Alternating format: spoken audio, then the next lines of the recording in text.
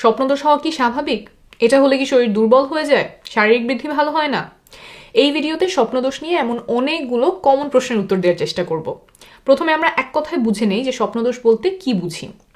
ঘুমের মধ্যে বীর্যপাত হলে সেটাকে স্বপ্নদোষ বা স্বপ্নস্খলন বলে।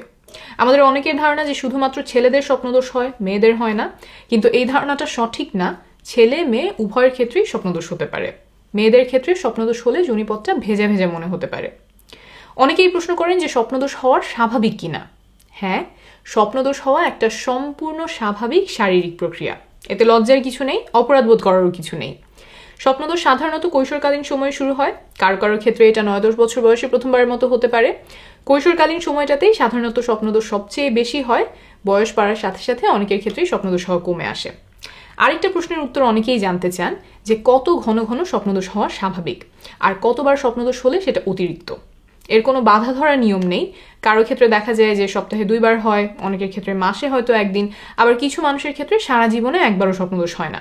এর কোনোটাই অস্বাভাবিক নয়। অনেকের মাঝেই এমন কিছু ধারণা প্রচলিত আছে যে ঘন ঘন স্বপ্নদোষ হলে শরীর দুর্বল হয়ে যায়, শক্তি চলে যায়, শারীরিক বৃদ্ধি ভালো হয় না।